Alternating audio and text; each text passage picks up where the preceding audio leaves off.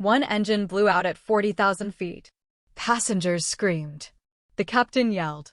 A pilot was sitting in seat 14. My sister suddenly laughed. She thought it was just a toy soldier. 10 minutes later, I grabbed the controls and landed all 300 people safely.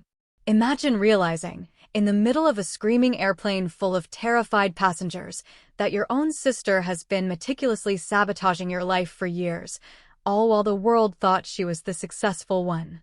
That's exactly what happened to me, Cassidy Wynn, and trust me, it was a wake-up call I never saw coming. My father, James Wynn, passed away 3 days before this whole nightmare began. If you've ever been to a family funeral that felt more like a corporate hostile takeover than a grieving ceremony, then you know exactly what I mean. There were no tears, no heartfelt eulogies, just the cold air conditioning of a hotel conference room, a will being read over lukewarm coffee, and my sister Leona, holding court like a CEO on bonus day. She didn't even glance at me when I walked in. That's how it had been since I enlisted. I wasn't the daughter with the law degree, the investment firm, or the Manhattan penthouse. I was the one who wore boots and saluted for a living. Cassidy, she said flatly, like I was an item on a grocery list. Didn't expect you to show up all the way from wherever you're stationed these days.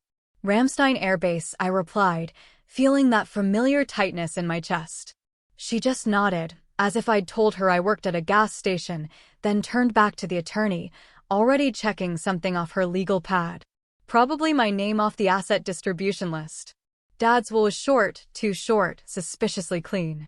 Leona was listed as primary executor, managing everything, real estate, investments, family accounts.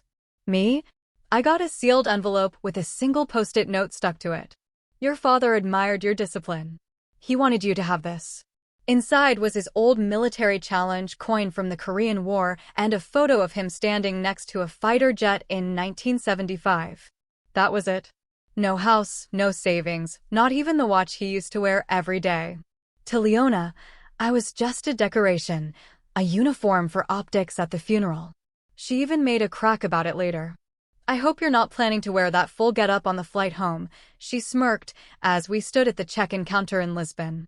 It's my uniform, I replied, trying to keep my voice even. Sure, she said, and I suppose it comes with a little respect me button on the collar. If I hadn't been used to that tone, it might have stung. But I was. Condescension sugar-coated in sisterly concern, dressed as jokes. It was her specialty. We boarded Skybridge 30072 to Denver, with a layover in the Azores, in business class. Not my choice, of course. Leona booked it, claiming we had to fly together for appearances. She took the window, naturally. I took the aisle. The empty seat between us felt like a necessary buffer, though even that wasn't enough to avoid her attitude. You know, she started, after we'd taken off, sipping her Chardonnay, Dad really wanted us to work together. I think he hoped you'd eventually grow out of the military thing and come home. I didn't know being stationed overseas was a personality flaw, I said, my eyes fixed on the clouds outside. She gave a little laugh. It's just some people use the army to escape. Others use it to avoid growing up. And one stick. That was her way of calling me a coward without actually saying the word. Classic Leona. I turned to the in-flight entertainment, scrolling through movies I had no intention of watching, just to avoid looking at her. I thought that was it, but then she leaned in, her voice dropping, and delivered the knockout blow. You do know you're no longer in the will, right? I froze. She smiled, slow and deliberate. The mental health clause. It disqualifies beneficiaries with unresolved psychological records. I stared at her. What are you talking about? Oh, Cassidy, she sighed dramatically. Remember that eval after Syria? The 3 months of mandatory leave? It's not personal. It's legal. That's when it clicked. She had dug through my military records. She'd found my lowest moment and weaponized it to push me out of my father's legacy. You leaked my evaluation? I asked quietly, my voice barely a whisper. I shared it with the estate attorney, she said, completely unfazed, to protect the family's interests. You're still family? I shot back. Of course. But it wasn't concern. It was calculated sabotage. Right then, I realized this flight was more than just a trip home. It was the final stage of a silent war my sister had been fighting against me for years. I just hadn't been paying attention. But I was now. She ordered another drink, called the flight attendant by her first name, and laughed at something on her phone. I stared out the window, not at the clouds, but past them. I wasn't angry anymore. I was done being angry at Leona. I was calculating. There's a difference. I thought about Dad's coin, the fighter jet, his silence at the end. Maybe he knew. Maybe that coin wasn't a gift, it was a message. I slid it from my pocket and gripped it in my hand.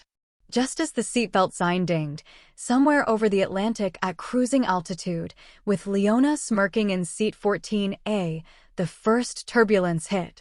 No one paid much attention at first. The initial jolt made Leona spill her wine. She cursed under her breath and pressed the call button with the kind of irritation only people used to getting their way can produce. I didn't flinch. Turbulence doesn't scare me. Unchecked egos in window seats? That's a different story. The flight attendant came over quickly, polite but clearly busy. We're hitting a little bit of chop, ma'am. Would you like a napkin or a towel? Leona didn't answer right away.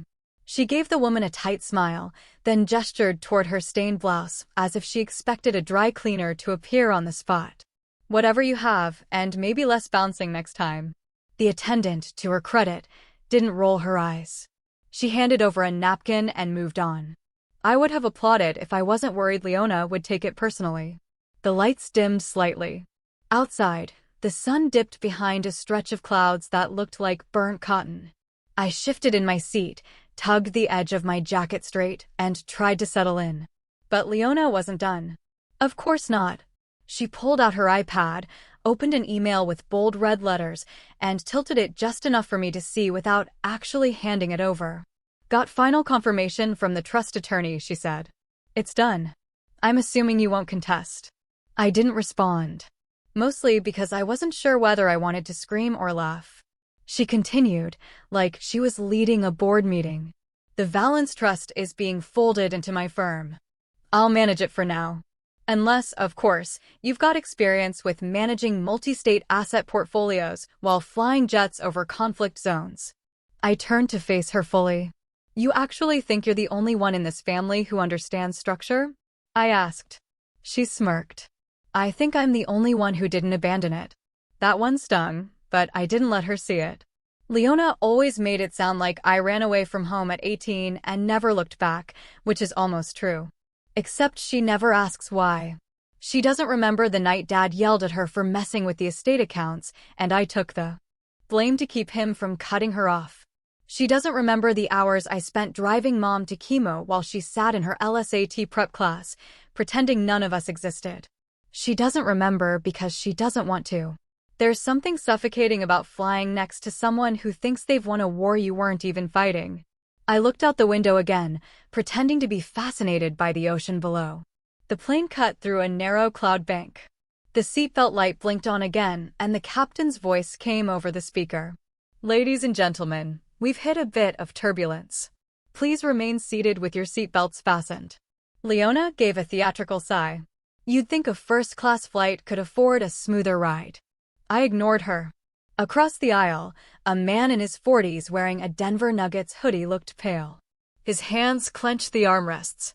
Next to him, his teenage daughter was quietly crying into a travel pillow. Nerves. Understandable. What wasn't understandable was how people like Leona could coast through life thinking everything should bend to them. People like her didn't just climb ladders, they pulled them up behind them. Does this kind of thing happen a lot? She asked, glancing at me like I was an airline employee. Turbulence. Yes, I said. Your attitude also? Yes. She rolled her eyes. You're in a mood. I'm in a cabin with you. There's a difference. She opened her mouth to respond, then stopped. Another jolt rocked the plane, this time hard enough to shift our overhead bins. A few clicks and slams followed. Someone yelped further back. A baby started to cry. The flight attendants began walking faster, checking belts, calming passengers. Leona suddenly looked less smug. I swear, she muttered, if this becomes a thing. It already was a thing. I could feel it. Not just turbulence. Something was off. Years in the air had trained me to spot patterns. How metal vibrates, how wind interacts with the fuselage. This wasn't routine. The engines whined, then dipped, then recalibrated again. Not normal. I glanced toward the cockpit. No movement. A sharp bang echoed from the tail section, followed by what sounded like a mechanical hiccup. People gasped. The cabin lights flickered once. That's when I felt it in my gut. We weren't dealing with a bumpy ride. The smell of burnt plastic was faint at first, just enough to make you wonder if it was in your head. Leona wrinkled her nose and looked around like someone had dared to use an aerosol in her presence. I knew that smell. Wiring, possibly a short, possibly worse. A soft chime rang out overhead, then silence. No announcements, no crew moving, just that hum of every passenger realizing at the same time that something wasn't quite right. Leona finally turned to me. Should they be saying something? I didn't answer. My brain was already running checklists. The tone shift in the engine, the vibration changes, that faint chemical smell. None of it added up to routine turbulence. Still, I wasn't in uniform.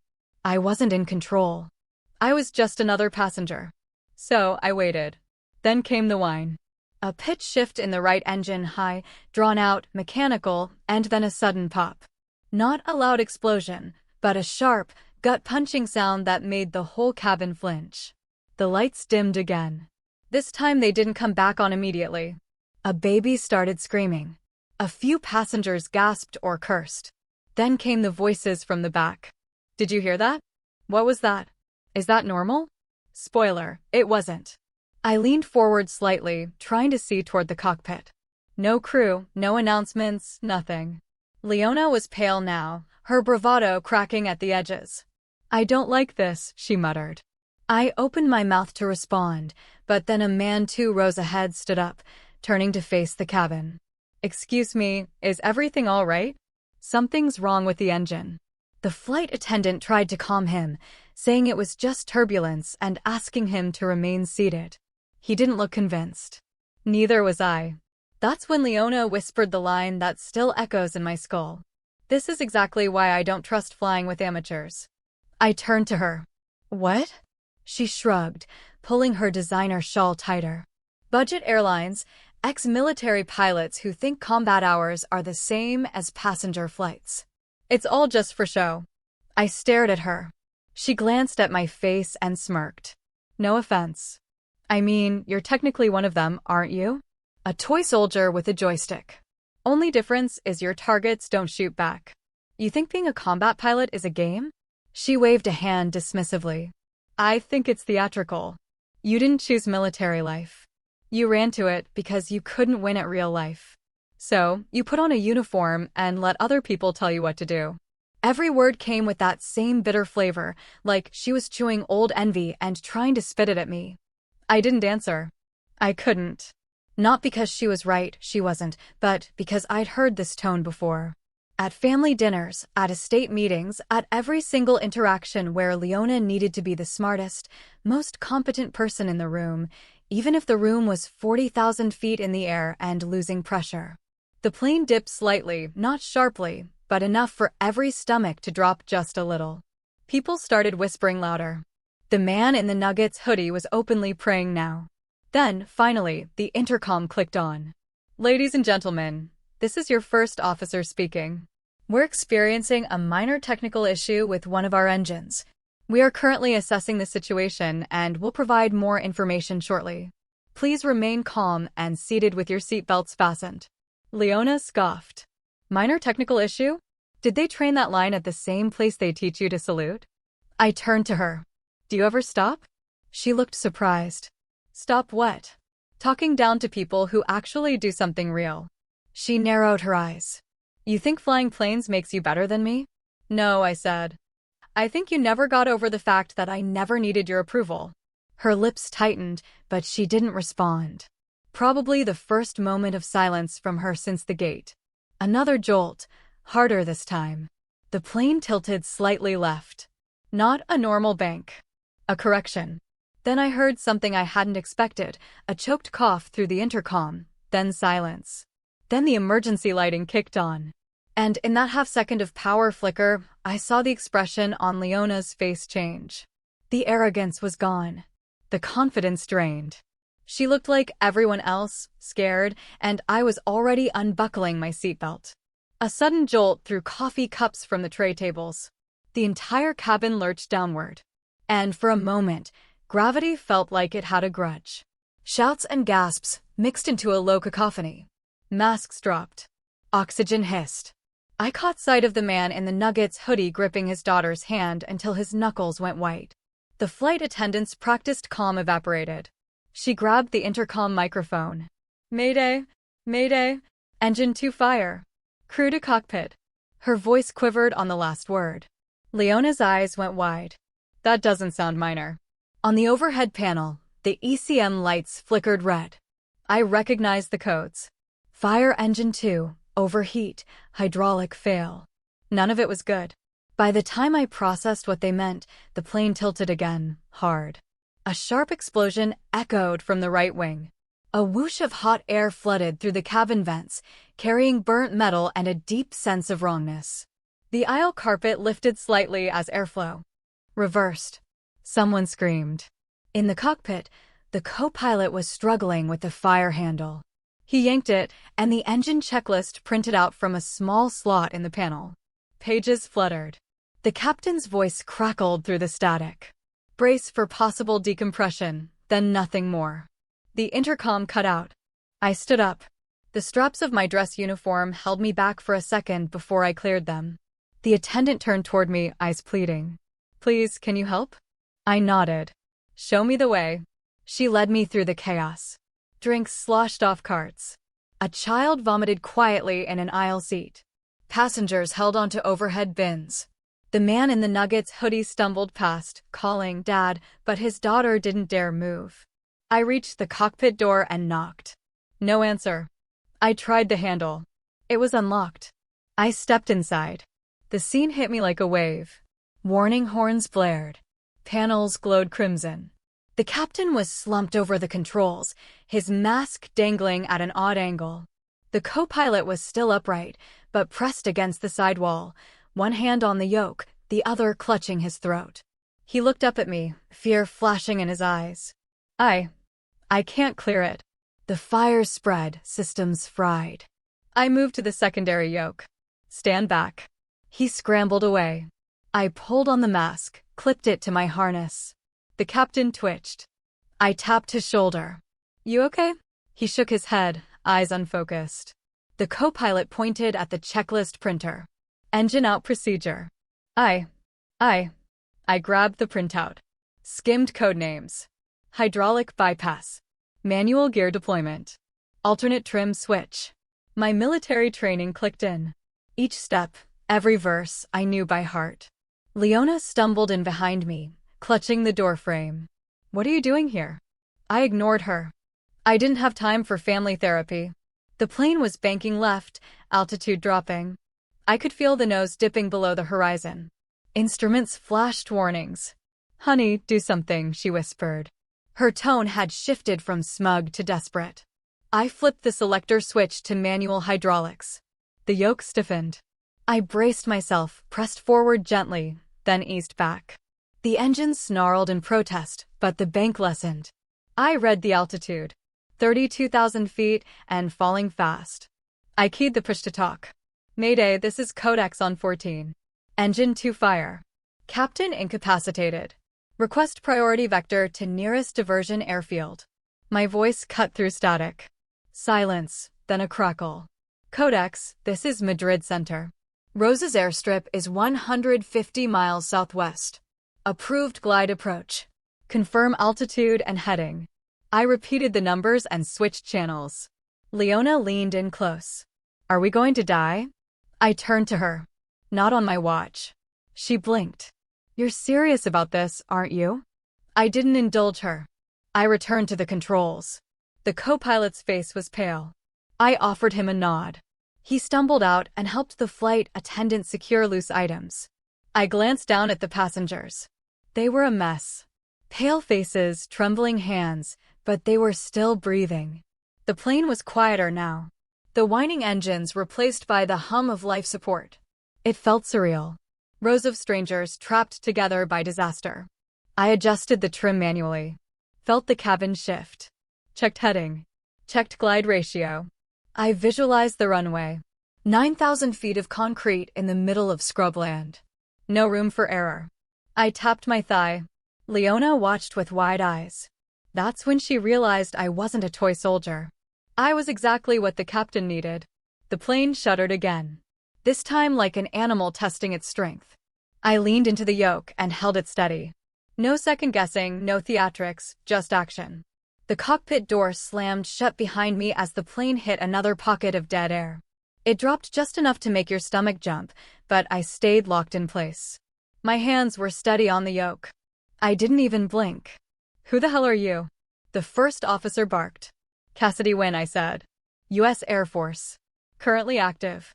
1,400 flight hours. Cleared for multi-engine military aircraft. He stared at me like he'd just been handed a lifeline he wasn't sure he deserved. "You're the one from seat 14? I nodded once. "That's right." He exhaled. "Thank God." He slid over. His hands were shaking. The smell of panic was thick in the air. Sweat, ozone, whatever burned out in the panel behind us. The primary flight display was glitching. We had limited telemetry, one engine completely out, and a partially responsive hydraulic system. But I'd flown worse in war zones. Still, commercial aircraft don't behave like fighter jets. They don't dive, flip, or claw their way through chaos. They lumber. They resist. Every move has to be calculated with margins so tight that mistakes become headlines. I worked fast, checking status indicators, switching backup systems, toggling fuel distribution. Most of it was muscle memory. Behind me, I could hear murmuring in the forward cabin. People asking what was happening whispered prayers. And then that voice. "She's not the pilot," Leona said loudly to the flight attendant near the curtain. "She's not certified for this. She's military." "That's not the same." "It's not even legal." The attendant tried to quiet her, but she kept going. "This is insane. You're trusting a woman with PTSD and a combat record to land a passenger jet." I didn't respond. I kept working. "She's not even a real pilot," Leona insisted. "She's a toy soldier playing dress up." The co-pilot flinched. I could tell he was waiting to see how I'd react. I didn't give him the satisfaction. I locked in our altitude, adjusted the trim, and confirmed the remaining engine was still stable. "She saved our descent vector," he said finally, as if defending me. "Without her, we would have dropped like a rock." That shut her up, at least for a moment. I clicked the intercom. "This is Cassidy Wynn, United States Air Force. I've assumed control of this aircraft. The captain is unresponsive. We are stabilizing and diverting to an alternate airfield. Stay calm and stay seated." The plane was quiet for the first time in 20 minutes. I glanced over at the co-pilot. "You good?" He nodded. "Better now, but you'll need to fly it in." I don't trust the stick response. It's inconsistent. I took a breath. That meant the landing would be mine. The longer we stayed in the air, the more likely the fire in Engine 2 could destabilize the entire right-side system, and the airfield we were headed to wasn't built for planes this size. The margin was razor-thin. I adjusted heading and rechecked the backup comms. Azores Center was still tracking us. I gave them altitude and expected ETA. They cleared a strip and confirmed rescue crews would be standing by. "Cass," Leona said, her voice suddenly close behind me. I turned slightly. She had pushed past the curtain and was now standing just outside the cockpit door, arms crossed, eyes wide. "You're really doing this?" I looked at her for maybe a second too long. "Yes. And I need you to get back to your seat." But the tone in my voice stopped her. She blinked like she didn't recognize me. Maybe she didn't. Maybe the sister she thought she could manipulate into silence had finally gone quiet for a reason. She didn't speak again. She backed up slowly, then turned and walked away. I returned my focus to the controls. The aircraft was holding at 28,000 feet. Engine 1 was showing signs of pressure loss, but still stable for now. The cabin was calm, oxygen flowing. Masks off. People were holding hands, crying quietly, clutching whatever faith they had left. I wasn't flying a jet. I was flying 300 lives, held together by hope, steel, and whatever was left in that engine. The first thing I did was kill the autopilot. It wasn't doing much anyway. The system was bouncing between inputs, trying to compensate for engine loss with data that didn't make sense anymore. We were flying wounded, barely, but still flying. The yoke pushed back like it was insulted, heavy, sluggish. Every movement had to be deliberate.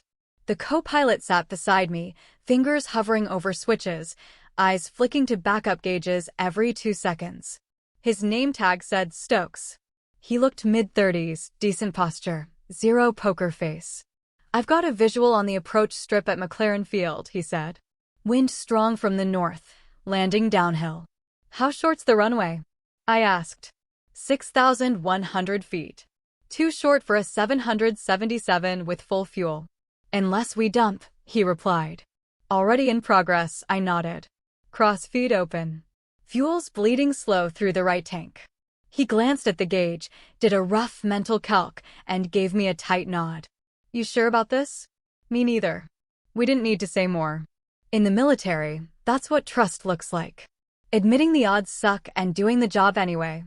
I tilted us 2 degrees right, dropping into a controlled descent toward the edge of Newfoundland's airspace.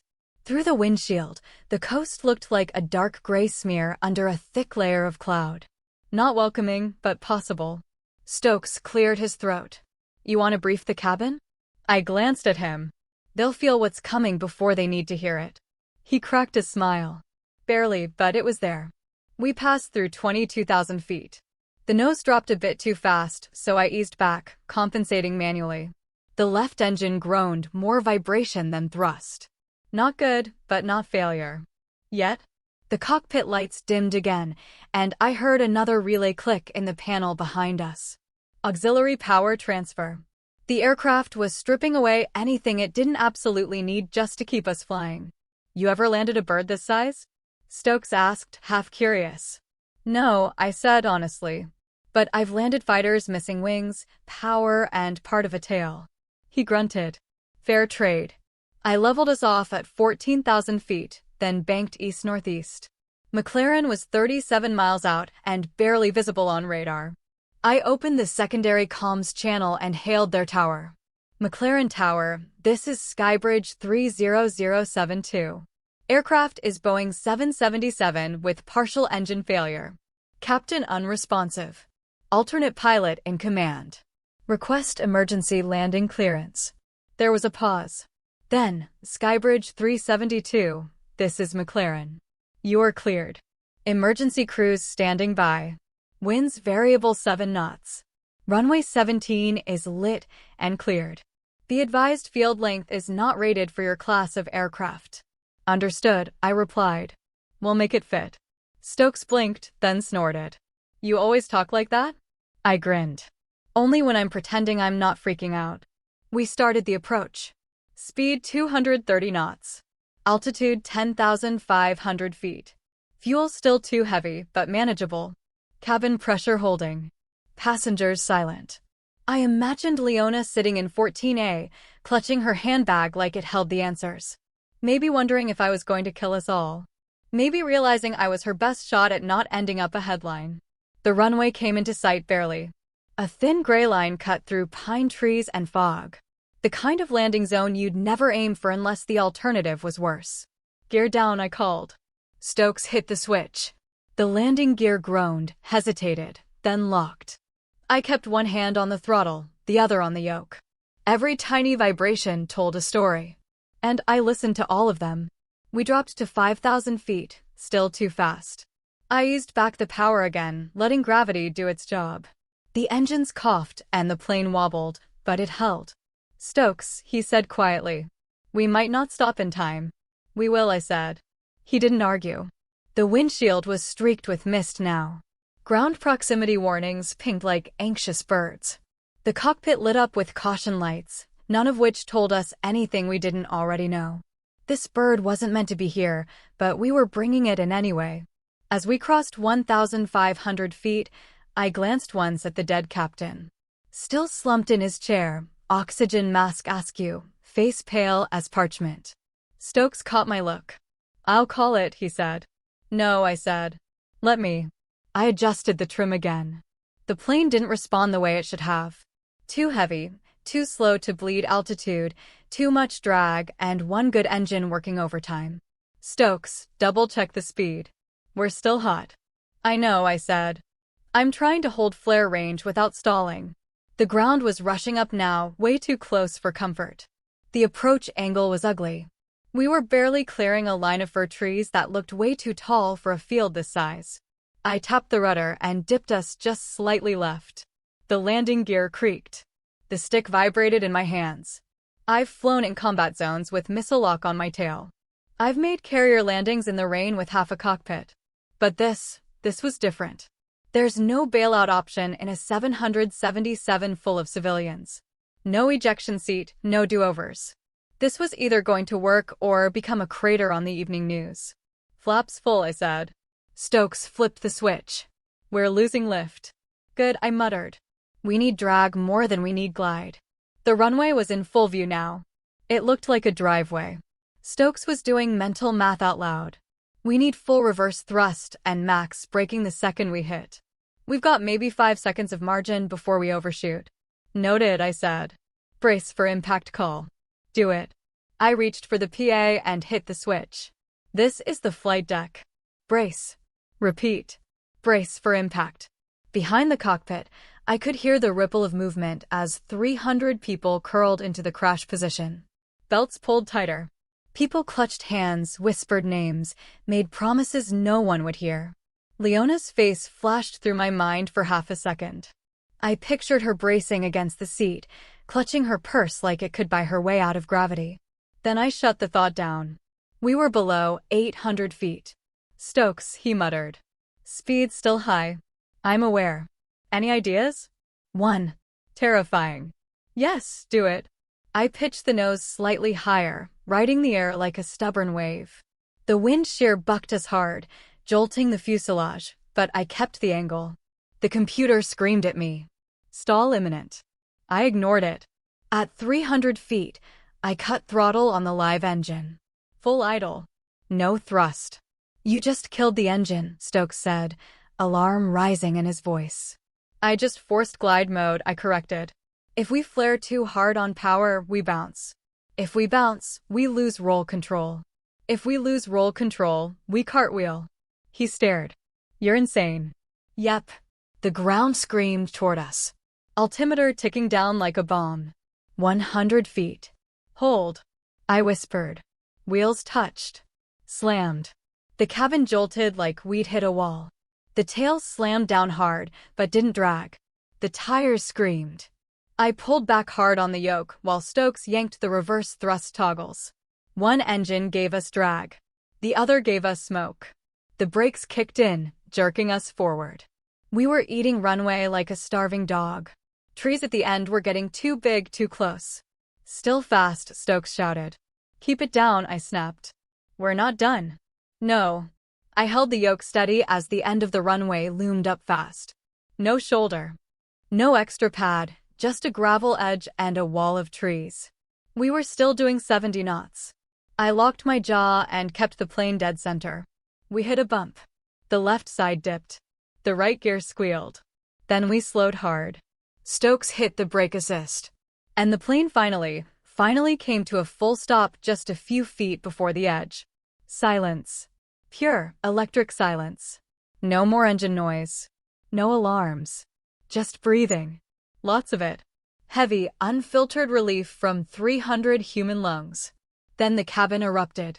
Some people sobbing, others shouting, but most just stunned, like they hadn't processed what just happened. I looked over at Stokes. His face was white, hands trembling.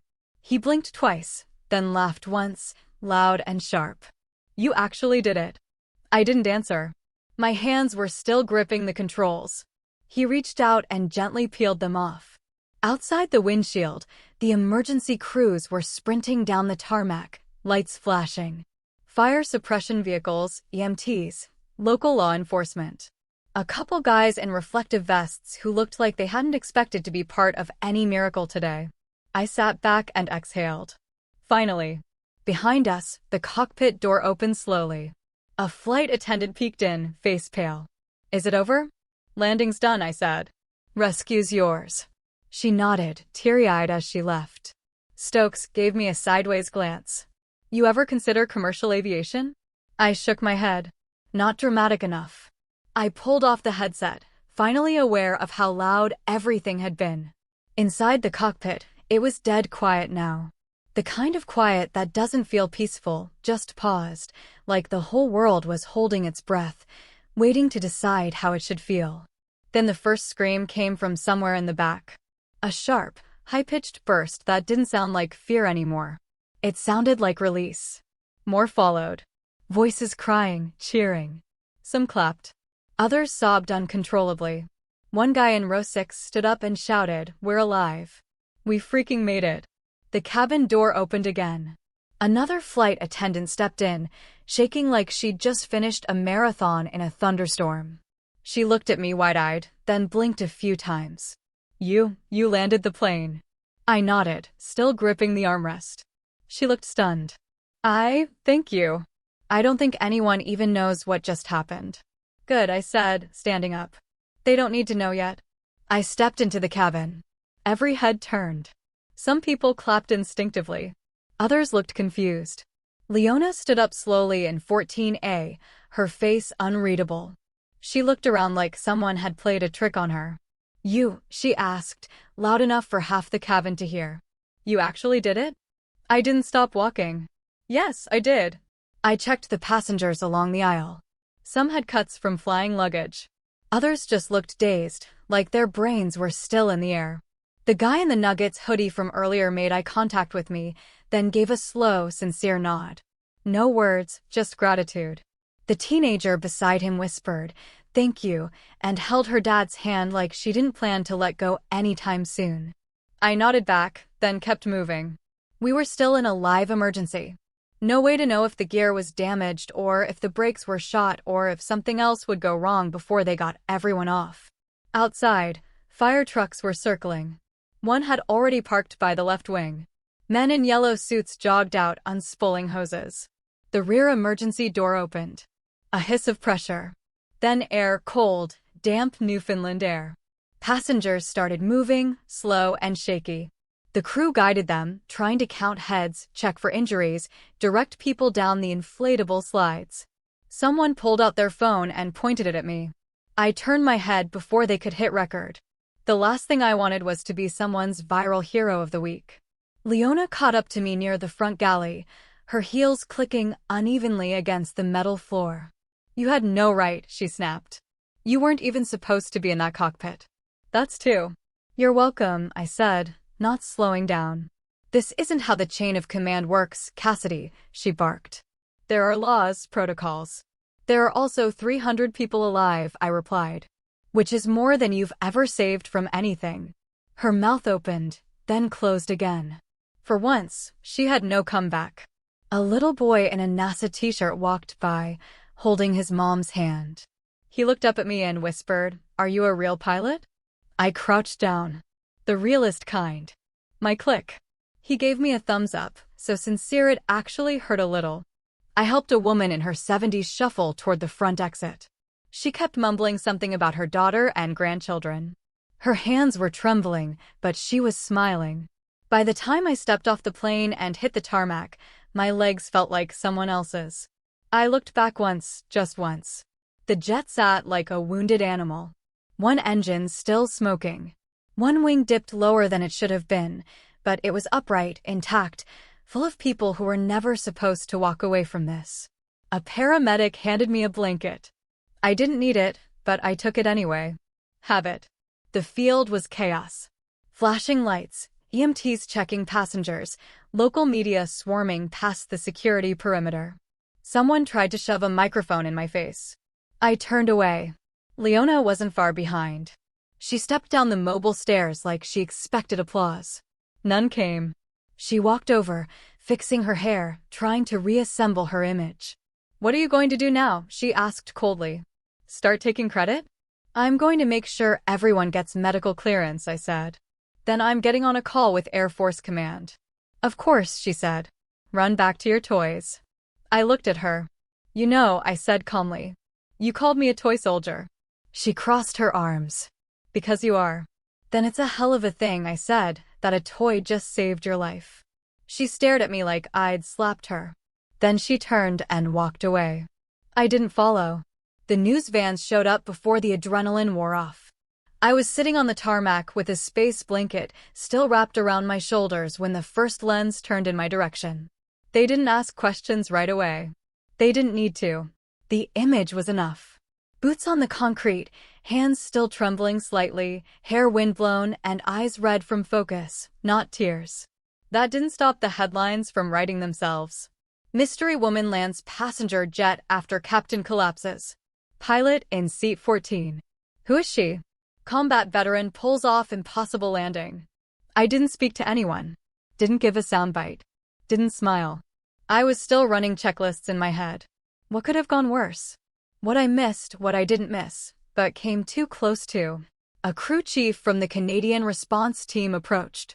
Ma'am, we're transporting the passengers to a holding hangar for medical checks and statements. Can we get your info for incident reporting? I handed over my military ID without a word. He glanced down, then up. You really did land that thing? I nodded.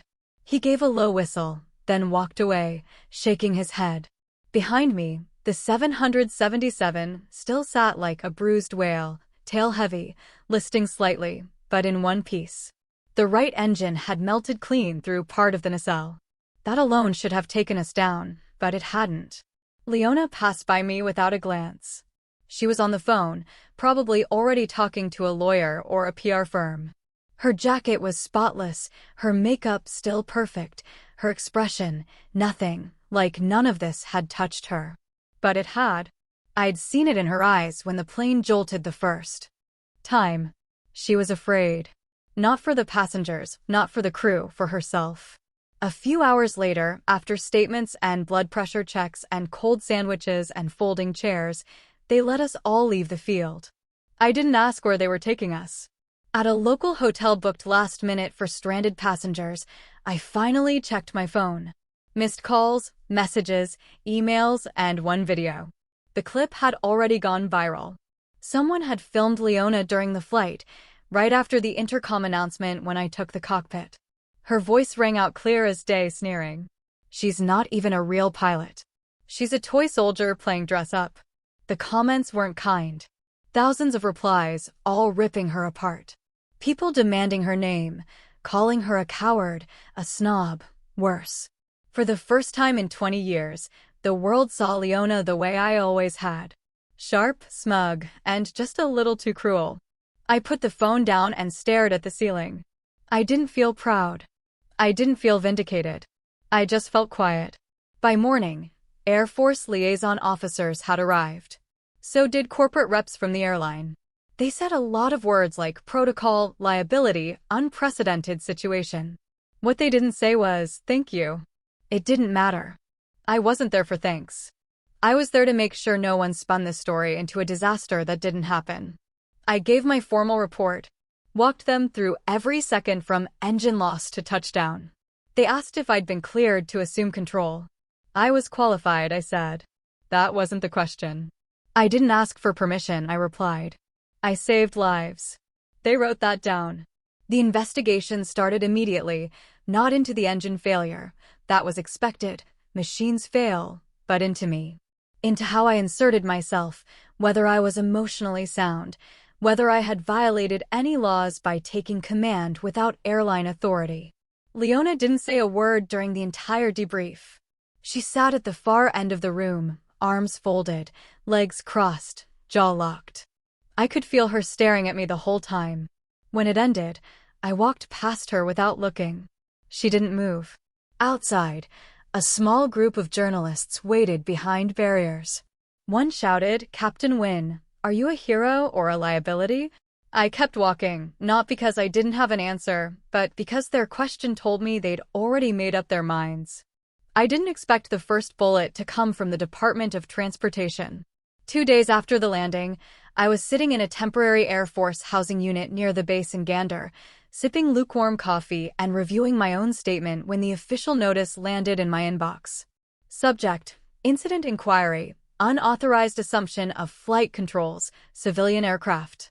Below it, a long string of agency names, half of which I hadn't heard from since officer school. FAA, NTSB, JAG. Even the damn TSA had something to say. I closed the laptop slowly, set my mug down, and exhaled through my nose. So, this was how it was going to go.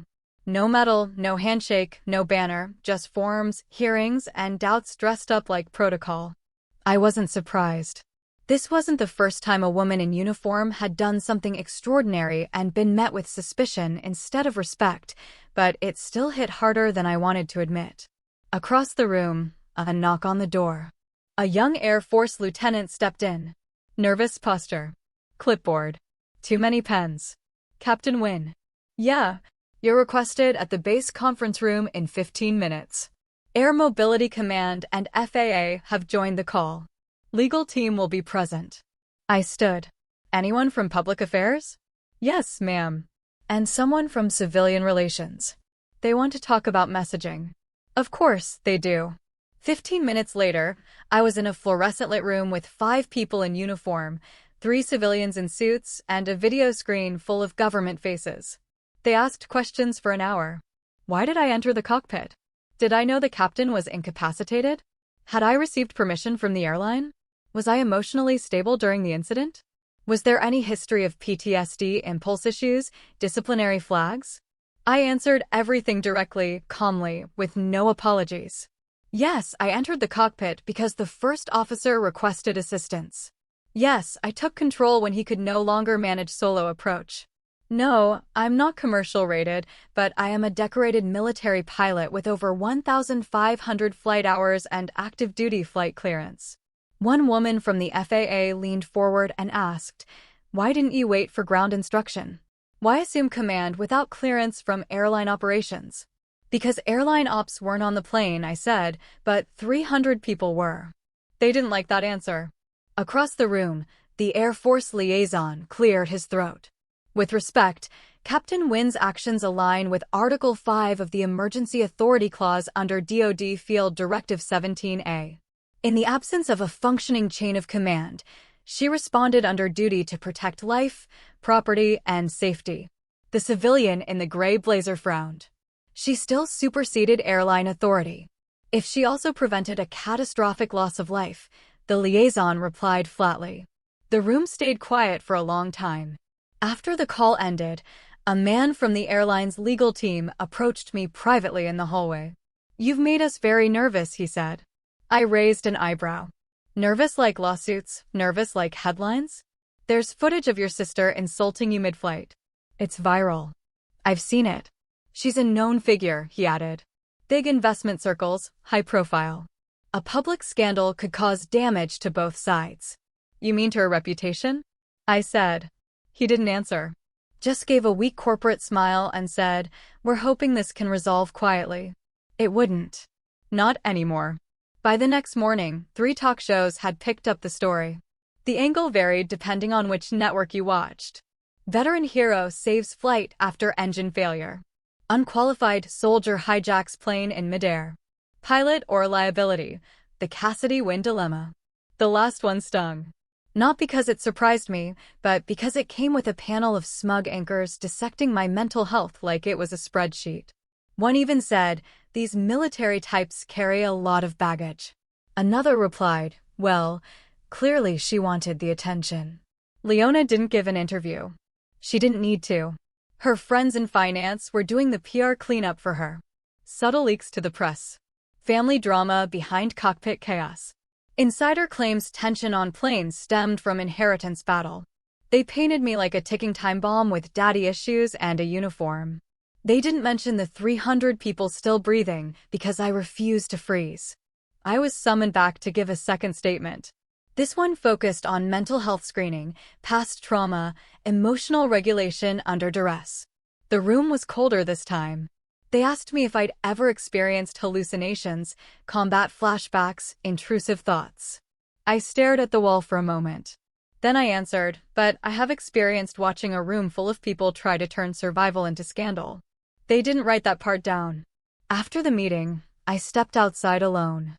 Cold air, overcast sky, the kind of wind that cuts through uniforms and pride alike. Across the tarmac, I saw a little girl being helped into a van by her mother. She looked back at the plane, then up at me. She waved. I waved back. Not for her, for myself. To remind me I was still here, still grounded, still standing. I sat across from my lawyer, arms folded. The clip of Leona mocking me looping silently on his laptop screen. The audio was crystal clear. She's not even a real pilot. She's a toy soldier playing dress up. He let it play twice, then paused. Cass, he said. They're trying to bury you with this. I leaned forward. So dig deeper. He blinked. Into what? Into everything, I said. My records. Her records. Our father's will, the trusts, the company paperwork. She's not just trying to humiliate me. She's covering something. That word again, covering.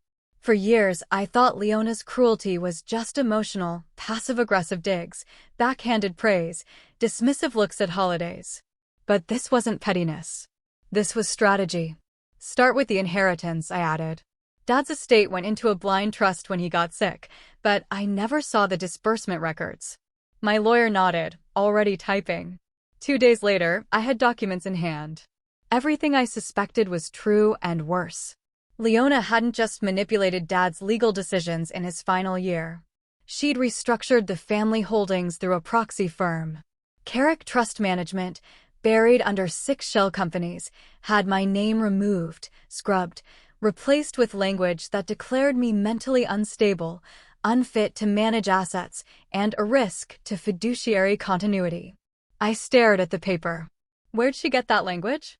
I asked. My lawyer scrolled. Here's the kicker. This clause was added 4 years ago. Same month your Air Force file flagged that concussion from the G-Force incident during training. I blinked. That was minor. I passed all post-flight evals.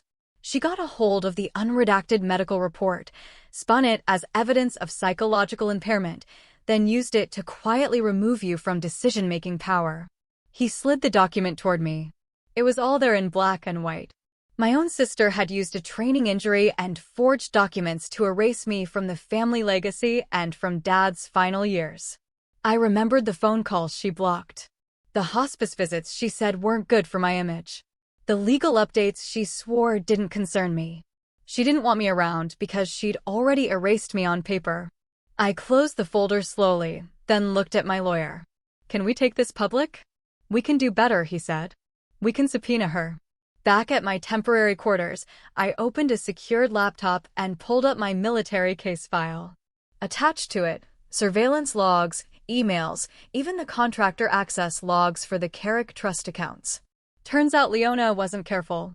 One of the shell companies had routing data that bounced through a VPN badly. Whoever managed the system left metadata behind, and one IP address traced back to an executive suite in Chicago, leased by Leona's firm. She didn't just steal control. She left a trail. I made copies. All of it. Printed 3, encrypted 2, burned 1 to a hard drive. The next morning, I walked into a federal investigator's office with a file the size of a brick. This is everything, I said. Financial manipulation, fraud, medical defamation, and breach of fiduciary duty. He didn't blink. Just took the file and said, "We've been waiting for this." News hit the next week. Leona Wynn, majority board member of Hallberg Financial, was under federal review. Words like fraudulent inheritance, maneuvering, and strategic psychological discrediting made their way into the press. For once, she had nothing to say. At the same time, the FAA and Department of Defense released a joint report on the flight incident. Conclusion: Captain Cassidy Wynn acted within reasonable emergency authority. No violation of aviation law occurred. It was over officially. No charges, no censure, no apology either. But I never expected one. I was reinstated on active flight duty. But something had changed in me. I wasn't angry anymore. Not the way I used to be. I was focused. I requested a reassignment. Advisory role, pilot mentorship, outreach for women in aviation. The Air Force granted it within a week.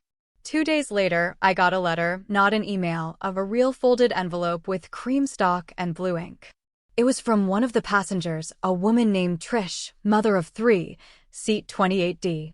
She wrote, "My youngest had just turned 5. We were flying back from our first family vacation in years. If you hadn't taken that yoke, none of us would have made it. You didn't just land a plane. You saved a family." I put the letter on my desk and didn't touch it for a long time. I didn't quit. I just sat there and let the silence settle. Not the silence of trauma. The silence of something over, something clean. I didn't show up for the board meeting, but my presence was felt in every line of the report. The file was delivered to Holberg Financial's general counsel at exactly 9 a.m. hard copy only, per protocol. Inside were copies of every document Leona signed, edited, or concealed. Every transaction routed through shell firms, every forged notary, and a summary affidavit from a forensic analyst confirming the metadata links between her company and Carrick Trust Management. The board took exactly 11 minutes to call an emergency session. I wasn't there, but I didn't need to be. People like Leona don't fall with fireworks. They unravel in silence, under pressure, behind closed doors, when there's no audience to charm. By the end of the day, her name was gone from the executive page. By the end of the week, Holberg filed a motion to separate her assets from the primary trust, citing loss of confidence in internal governance. They didn't call it fraud, they called it a reputational issue. That's how the powerful lose quietly and without ceremony. Back at the base, I was clearing out my temporary locker when a young airman stopped me. "Captain Wynne." "Yeah, there's someone waiting for you in the office, civilian." I raised an eyebrow. "Did they give a name?" He nodded. "Leona Wynne." I thought about walking away, just leaving her there in the hallway like she'd done to me at Dad's hospice, but curiosity won. She stood in front of the bulletin board, arms folded, phone off for once. No entourage, no makeup team, just her, raw, tired, exposed. She turned as I walked in. "I figured you'd be gone by now," she said. "Not quite. I heard you're taking the advisory post." I said nothing. She nodded slowly. "That's good. You're good at training, focused, predictable, teachable." I didn't reply. She glanced at the floor, then back up. "So, this is what you wanted?" "Revenge." That word. I walked past her, picked up my flight binder, slid it into my duffel, then zipped it shut. When I turned around, I looked her dead in the eye. I wanted my name cleared, my father's trust restored, and 300 people alive. That's not revenge, that's responsibility. She flinched, just barely, but it was real. "You humiliated me," she said, her voice brittle. "No," I said. "You did that yourself. I just stopped covering for it." She opened her mouth, then closed it. The silence between us stretched. The air felt heavy with every unspoken decade of our lives. She reached into her bag and handed me a small envelope. No name, no logo, just thick ivory paper. I didn't open it. "Is this your version of an apology?" "It's a withdrawal," she said. "From the estate, from the trust. I'm signing over my shares." I didn't say thank you. I didn't need to. "You'll do what you want with it," she added. "I assumed something noble." "You assumed correctly." "Oh," she gave a tight smile. The kind of smile people practice in boardrooms. The kind that never touches the eyes. "I'll be in Europe for a while," she said. "Cleaning up the mess." I nodded. "Seems like a full-time job." She laughed, short, bitter, then almost involuntarily, she said. "I didn't think you'd land it." "I know." She stared at me for a long second. "I don't hate you," she said. "I'm not here for your forgiveness," I replied. She stepped past me. No handshake, no embrace, no final word. And that, I realized, was the apology. Not because she said it, but because she didn't. 2 weeks later, I stood on a tarmac in Arizona, watching a dozen young women step out of a shuttle van. Their faces were nervous, excited, curious. They didn't know they were my first class. The patch on their bags read, Wynne Flight Institute, Women in Air Leadership, funded entirely by my half of the estate. Each one of them had been selected from underrepresented communities, first-generation students, veterans transitioning to civilian careers, women who'd been told no more times than they could count. One stepped up and saluted. Ma'am, Cadet Alvarez reporting. I returned the salute. Welcome to the sky. That night, I sat alone on the airfield's training deck, watching the sun burn down behind the runway. My phone buzzed. A message from one of the passengers. It was a photo of her and her daughter standing in front of a new house. The caption read, "Alive because of you." I didn't reply. I just stared at the photo and let the silence speak for me. No press conference, no interview, no viral moment, just truth and peace. One of the girls stalled on her first takeoff. The nose pitched up too hard and the trainer plane wobbled awkwardly above the tarmac. Engine whining like it was begging for stability. I watched from the control tower, headset on, eyes narrowed. "Cadet, ease your grip. You're flying, not fighting it," I said calmly over the radio. There was a pause. Then her voice came back, tight and shaky. "Copy that." She adjusted. The plane leveled. A second later, the gear lifted off clean. And, just like that, another one flew. Behind me, one of the instructors whistled low. "You think she'll stick with it?" "If she doesn't," I said, "it won't be because someone told her she couldn't." The Wind Flight Institute was 6 weeks into its first training rotation.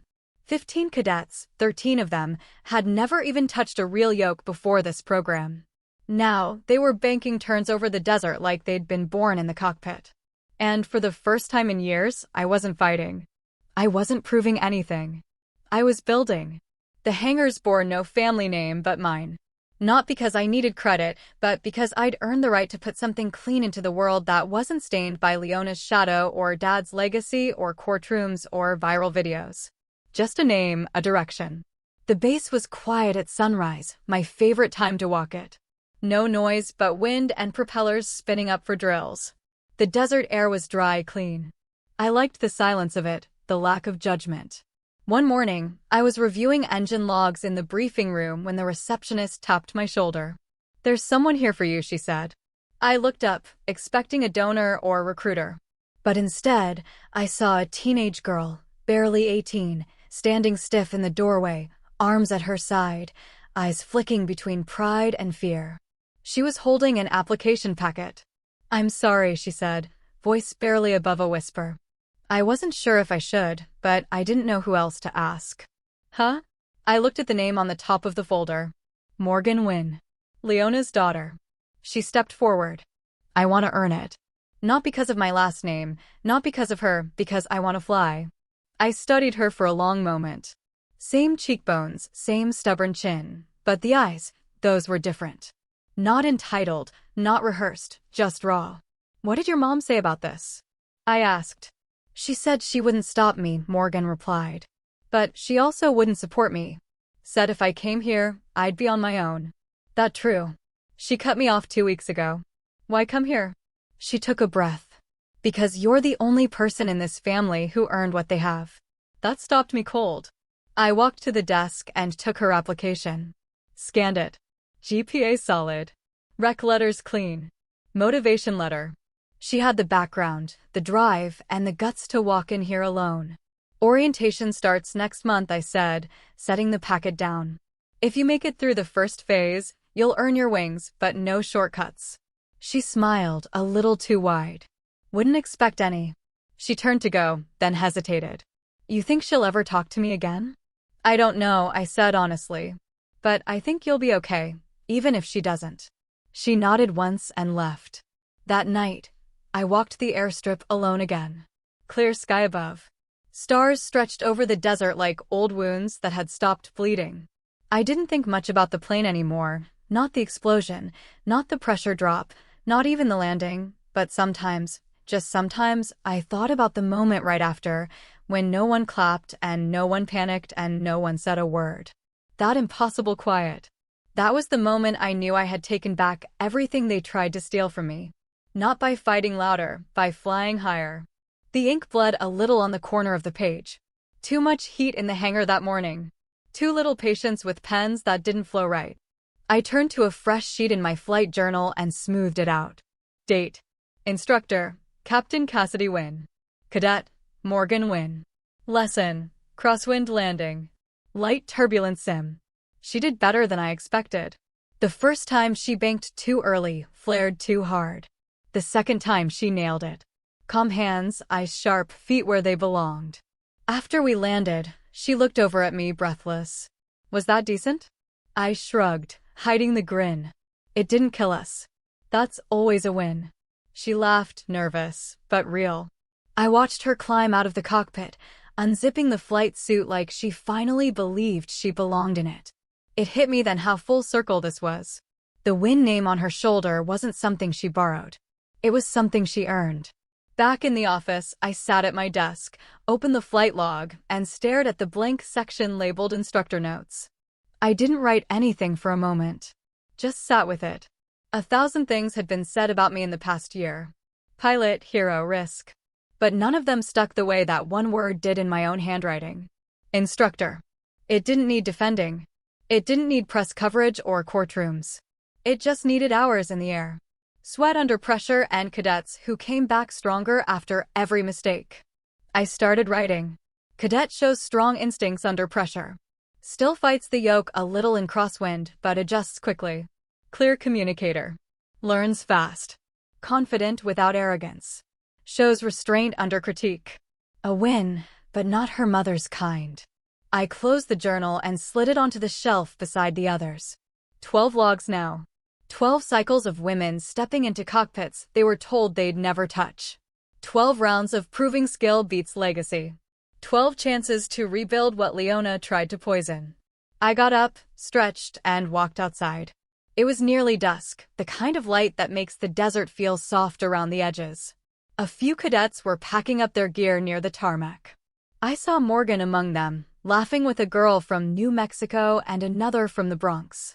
None of them looked like they belonged to the same world, except now they did. The sky overhead was stretched.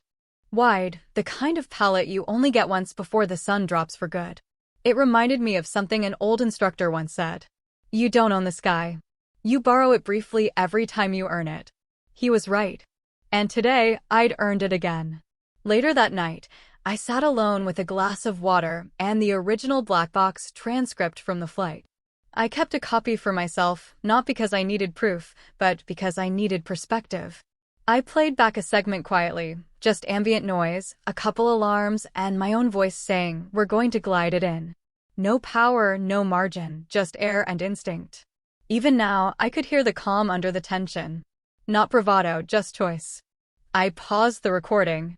People think revenge is loud, fists on tables, speeches in courtrooms, enemies humiliated.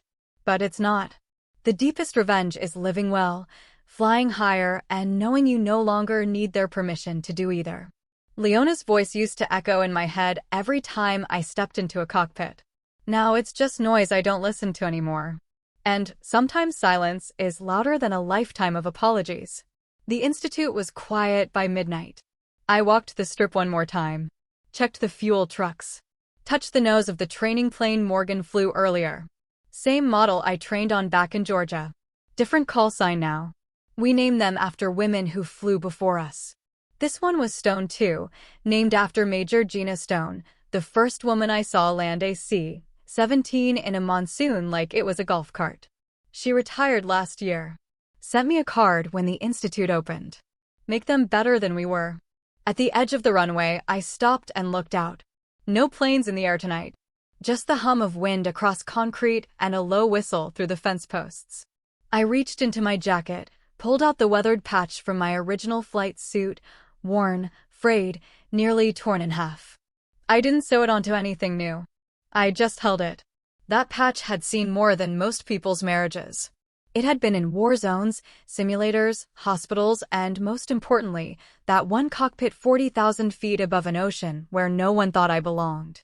I stood there a while, not saying anything. Then I folded the patch and placed it into a small box on the bench near the hangar door. Above it, a new plaque, Wynn Flight Institute, founded by Captain Cassidy Wynn. For every girl told she couldn't fly, you already know how to land. You were born to take off. There's a kind of revenge that doesn't need an audience. It's not about taking someone down. It's about rising quietly while they watch and realizing you no longer care if they do. For me, it wasn't about proving Leona wrong. It was about proving to myself that I was never broken, never small, never just a toy soldier. In the end, I didn't destroy my sister. I outgrew her. That's the thing with family revenge stories. The real power isn't in the fight. It's in the freedom that comes after.